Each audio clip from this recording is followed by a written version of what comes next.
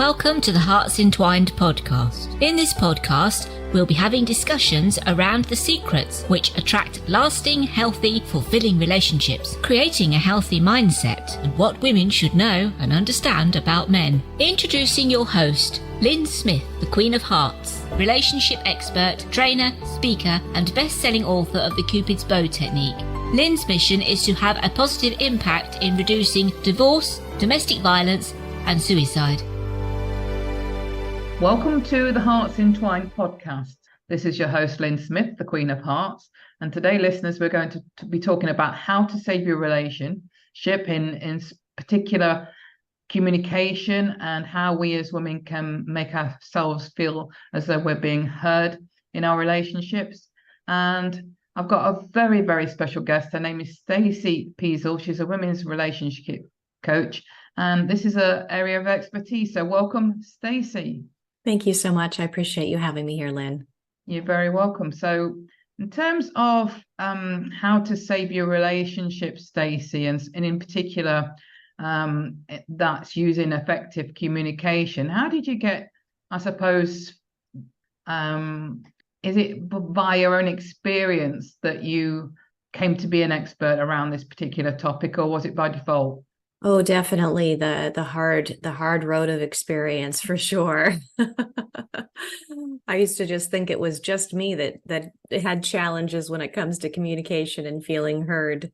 And I realized through my own experience, and then later also through my additional training, that I wasn't the only one.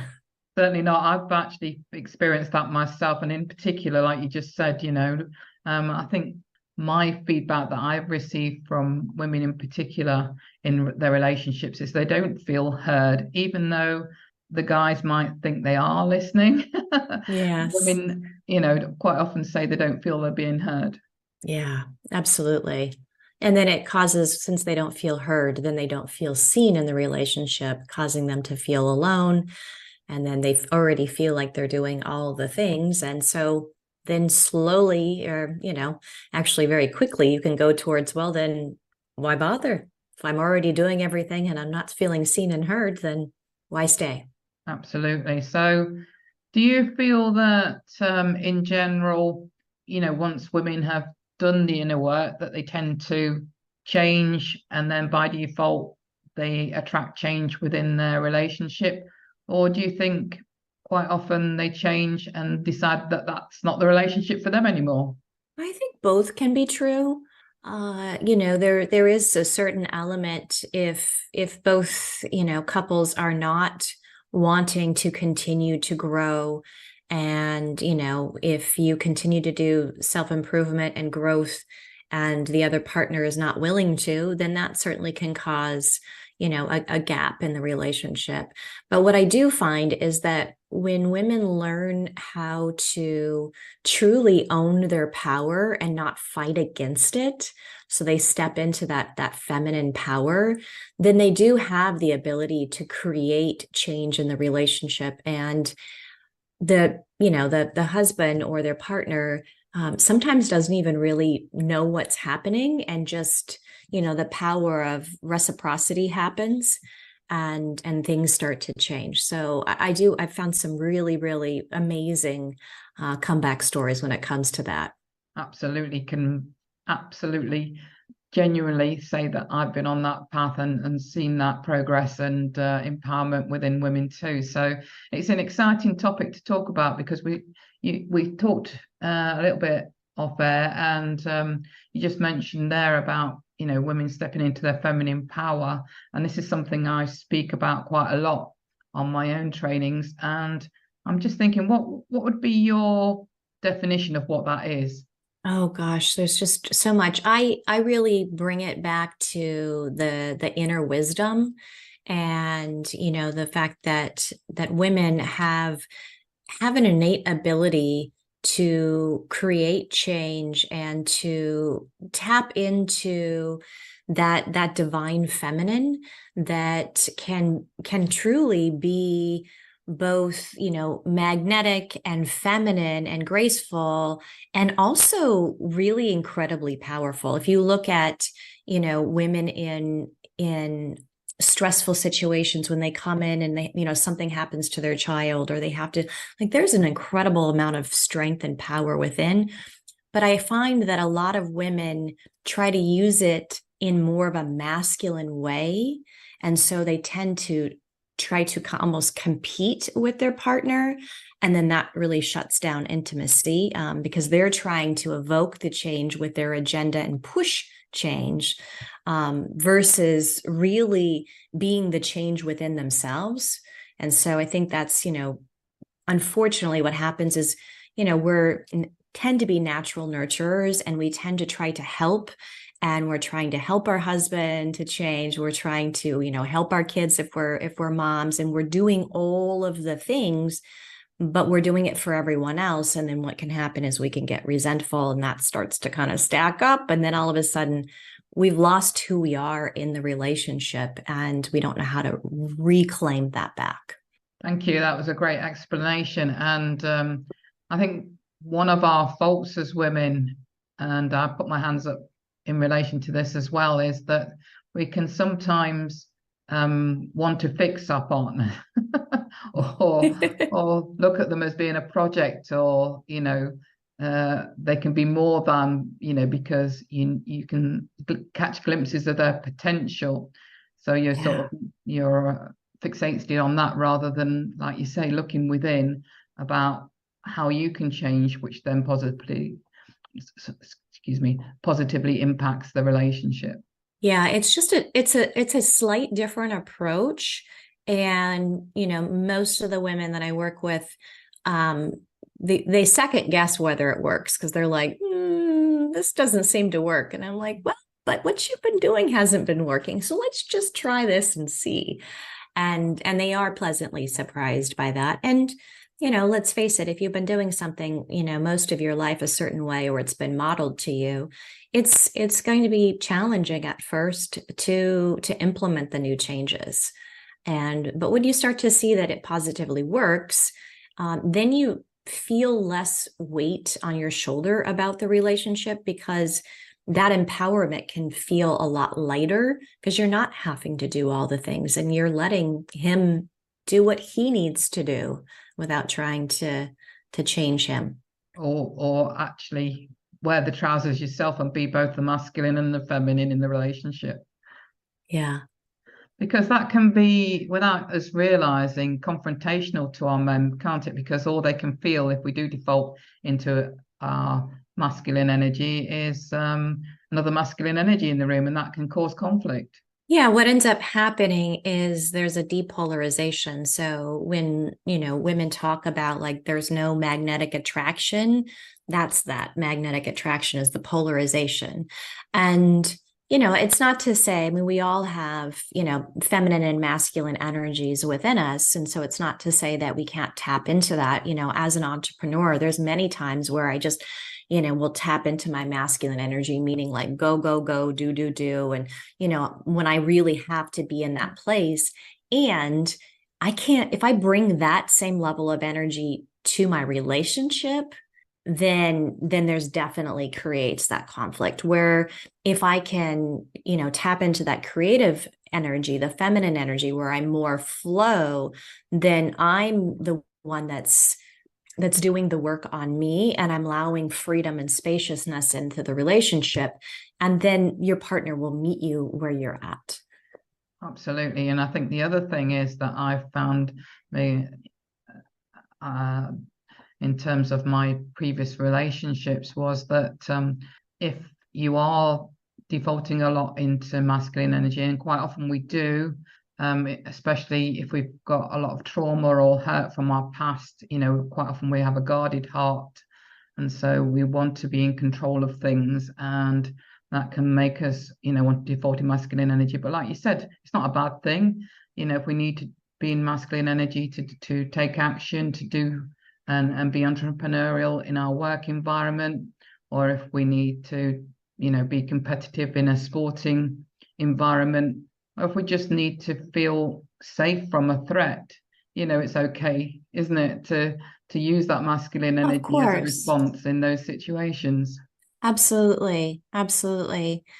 And I think that what can happen is sometimes women can feel like, you know, being being inward or being in flow or allowing, you know, tenderness or vulnerability, they view it as weakness. And I think also this is, I mean, we could speak for hours about the cultural reasons behind this and the conditioning that's behind this.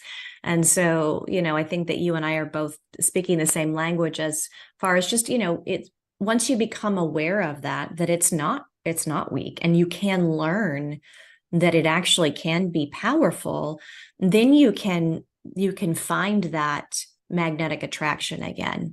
And but a lot of times I think women really are operating in that wounded feminine. You know, they're feeling like a victim, they're feeling powerless, they're feeling needy, they're feeling codependent, and then they're trying to kind of manipulate the situation and, you know, to kind of fit what they feel is the right thing to do. And oftentimes they see that, you know, because the emotional intelligence is quite high for a lot of women, they can see kind of and feel, especially if they're empaths, what's going on. Whereas the masculine doesn't necessarily, you know, men don't necessarily feel that. So, but if women are operating in that wounded feminine, then what they're going to find is that oftentimes their partner is going to operate in the wounded masculine, right? Where they become aggressive or they try to control, or they're not supportive, or they're, you know, confrontational.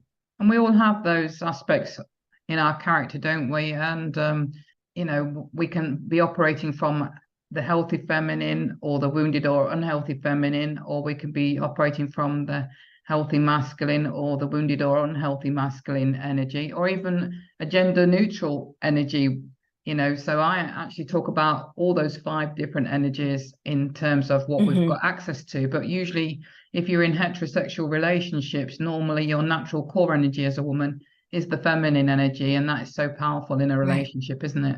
It really is. Yeah, it really is. That's that intuitive place, like, you know, that women have. And you know, where there's that unconditional love and that nurturing and the tenderness and kindness and you know, sensitivity and all of those things. And I think that what can happen, like we've talked about, is it can appear like those are weak things, they're not strength, but in reality they are very, very strong.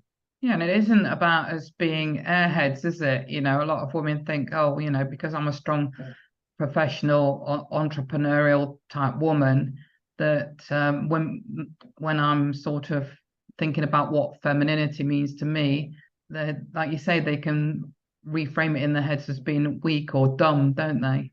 Yeah, that absolutely can happen. And, you know, if we look at just culturally, right, there's, you know, the hustle and grind culture, there's, you know, do all of those types of things, especially if you're in the entrepreneurial, you know, space. But even, you know, even for women that are not career women, you know, it's, you know, you got to do all the things, and you got to, you know, your kids have to be in the best schools, and they have to, you know, all the pressure of the way that they look and the sports that they play and all of like this, it's a lot. And when you're trying to also stay in a feminine energy and, you know, be a good wife, the pressure of that, it forces you to kind of, you know, step out of all of those areas, especially if you view them as weak, because you need as much strength as possible because you're doing all the things. Absolutely. And I think another thing I've experienced in my relationship history is if I am the one that's inadvertently, quite often we're not aware that we're doing this, but stepping into my masculine energy and wearing the trousers in a relationship. Sometimes if the partner isn't strongly in his masculine energy, he can step more into his feminine, which then makes him unattractive to you, doesn't it? Oh, yes. Yes. I'm glad you touched upon that. Yeah, that's very true. So often, you know, when men feel like they're being criticized or they feel like they're not doing good enough, right? So they'll kind of pull away, or they'll shut down, kind of be the little boy in the corner, kind of hiding, kind of a thing. And that's just not sexy. No. We want that confidence, we want that stability, we want that strength, not aggressive, controlling kind of strength, but just that really, secure thing. And, let's face it, both men and women are attracted to confidence. Yeah, that chivalrous, passionate strength. Yes, In the healthy absolutely. masculine, rather than the toxic, Yes. The protection. controlling. Yes. Yeah. Mm-hmm. Yeah. So if somebody's listening to this and they're thinking, I'm in a situation where I really want to save my relationship and communication is an issue, where do you start with that then, Stacy? Well, believe it or not, I don't start with here's all the templates of the things to say and not to say. I don't really start with the communication. I start with helping them to own their power, and I do that through looking at their own self-care. I help them to identify what their needs and desires are, because when we can understand what our core needs are, then we can start providing that for ourselves, and we're not constantly looking at it to have our partner provide that for us. When you can start to provide some of that for yourself, and you feel more confident and your cup's full and not empty, you're going to be in a much better place to be able to have a healthy communication. And so that's the place that I start. And also, depending upon the situation, if there's not a lot of if there's been a lot of distance or shut down in intimacy, and I'm not talking about just physical intimacy, I'm talking about the emotional wall that we build. If there's that, then really that needs to be addressed before the communication. And I find that appreciation is one of the magic cures. So simply just, if you can find something that you appreciate about your partner, and, thank you so much for loading the dishes last night. That really made me feel supported. Just something simple. And you start to kind of dial up a little bit more appreciation in your relationship. What's going to happen is when we feel appreciated, we start to turn towards people. And then there's that reciprocity that can go on. And, when you open the door for somebody else, the two-door syndrome, somebody else opens the second door. That's just, you're evoking change that way. And so what ends up happening is your partner will start to appreciate. And then there's more security and connection in your relationship. It starts to feel a little bit safer. And when you have that level of safety, then you can start to have open communication. Absolutely. It's about creating safety for ourselves first and foremost, but also safety for your partner to be able to have that open communication should that be needed, isn't it? Absolutely. Absolutely. If there's criticism that's been going on, and, we all have complaints, and it's okay to want to grow the relationship. But if you're remembering or looking back and thinking, yeah, I was coming off as being critical, then you're going to want to do some repair there to be able to make changes there. And what I always recommend is to do a no criticism zone for a little while and see how that goes, and put a little appreciation into that. And there's a huge changes can happen just from those two things. That's been my experience too, absolutely. And in terms of examples of how you can appreciate, what examples can you give either from your own personal experience or from your clients that you've worked with that's really worked some magic? Well, like I just mentioned, the one on the dishes, what I would say is, it's easy for us to get up in the morning and we see, our husband's socks on the floor. We look at all the different things we don't like, and we pile up all of those things. And sometimes we miss that, maybe he made you coffee, or maybe he, took the kids off somewhere or did something. So sometimes we can miss all of those, some of the other little things, because we don't feel like our needs are getting met. And so we're just seeing all the negatives. So I would just invite you to, look for those little things, and then say, I really appreciate, and then fill in the blank with what that is. It made me feel whatever that is. And if there's something that you want more of in your life, then you can say that. You can say, I really loved it when you did that. If you want to do that, a little more of that, that would be great. Yeah, because it becomes a self-fulfilling prophecy, doesn't it? So whether that's a positive Yeah. or negative comment, Yeah. Most men want to know, how do I make her happy? And yes. if you can powerfully say, this is what will really make me happy, and that it can go quite far just without. They can, definitely. And I suppose it's interesting to note that sometimes we don't realize we're coming across as being critical to men. Yeah. Yeah, absolutely. And especially if you've had a defensive response or a deflective response in the past, or if you've had a response where you start to have a conversation and he picks one thing out of that conversation and goes down that road, and you're like, that's not what this is even about, then just understand that that's normal. And there's some different ways that you can communicate so that he will stay on track with what you're talking about, and be able to respond lovingly and hear you. But if your approach is that he's defensive or deflective or gets angry, then it's time to look at your approach and try something different. I found what's worked, and I don't know whether you've delivered it in this way, Stacey, yourself, but rather than finger pointing and laying blame and saying you never do or you always do, and some negative action or behavior that you're irritated about, it's about like what you just mentioned previously about what makes you feel good and happy, and this is what I really love when you do this for me. Make it about yourself rather than about them. Absolutely. Absolutely. And even if you do that, if you've not done that in the past, you may get a similar response than you had in the past. And just know and understand that it takes a little bit of time for that response to start to change, because he's probably programmed to responding and thinking you're going to criticize him and try to change him, and he's like doing pushback.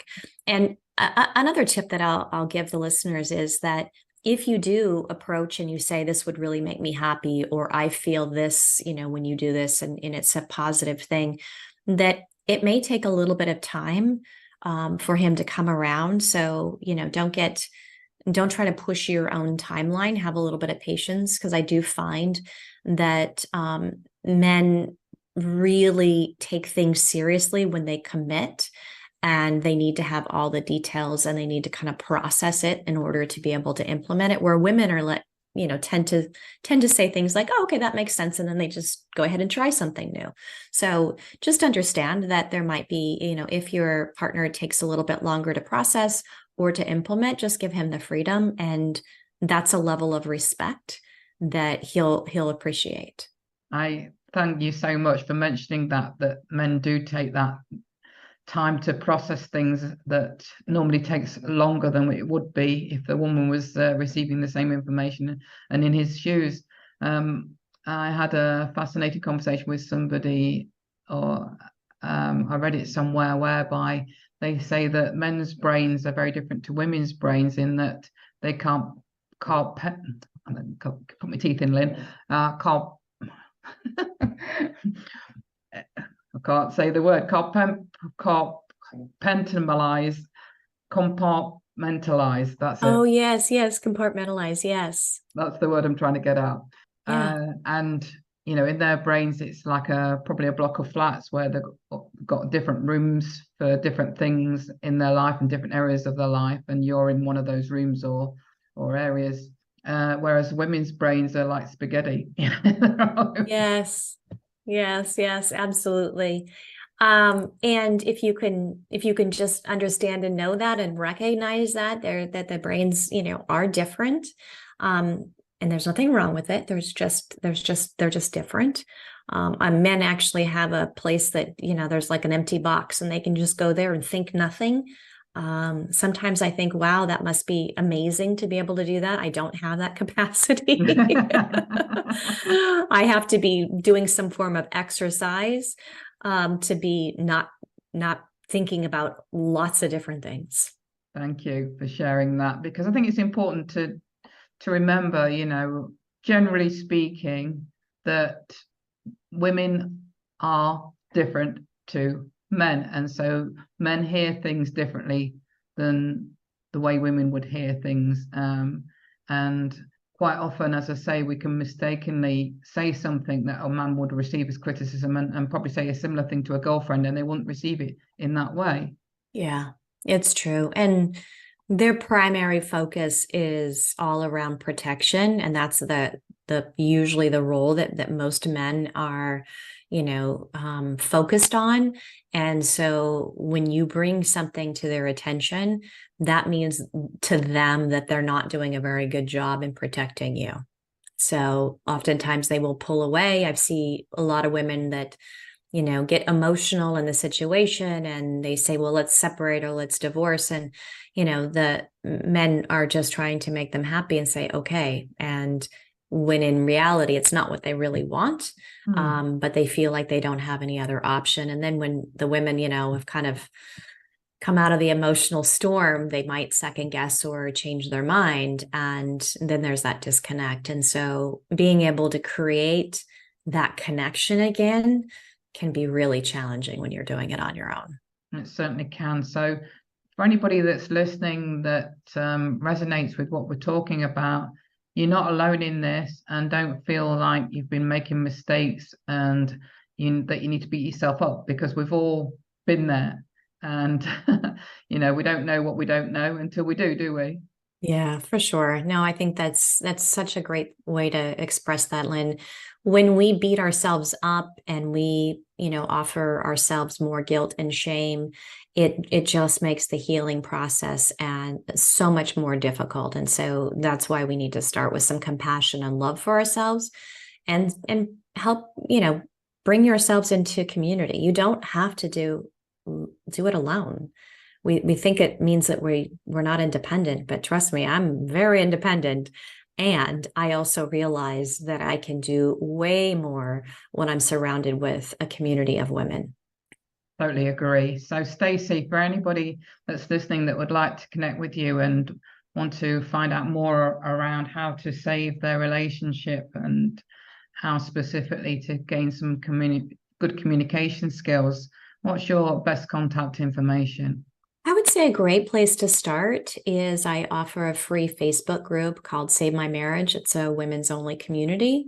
And I have free training and resources and a community of lovely women in there that support each other and lift each other up and are learning how to use their voice. And there's no shame around, needing support in our marriage. We all struggle, even Lyn, right? Absolutely. Yes, myself too. So there's no perfection here. And the more that we talk about it, the more that we can normalize it. And the more that we can utilize that as our own strength. Thank you so much. And any final words of wisdom around how to save your relationship that you can leave our listeners with, Stacy? I really just believe that just like I said, if we can normalize that relationships, marriage is hard. It's not easy. It doesn't look like Instagram all the time. And there are ways that you can navigate the challenging times a whole lot easier. And why not make it easier and so that you're thriving in your relationship? Because that's what we all want, isn't it? At the end of the day, we all want a healthy relationship, but none of us have had probably past experiences that have been good models for that. And we certainly don't get taught it at school. And, we all want passion, intimacy, and to feel safe and protected, don't we? Absolutely. Absolutely. And everyone deserves that. And we weren't exactly, or at least for me and for most of the women that I come in contact, we weren't modeled that. That's for sure. Sadly not, but hopefully going forward that will start to change with expertise such as yourself being able to share. So thank you very much, Stacy. That's been a fascinating conversation. Absolutely. I appreciate it, Lyn, and I appreciate the work that you're doing and this beautiful podcast to help other listeners as well. Thank you for that. And so it just leaves me to say, listeners, that true love starts with opening our hearts. Until next time, Goodbye for now. All right. Thanks so much. Thanks for listening to the Hearts Entwined podcast.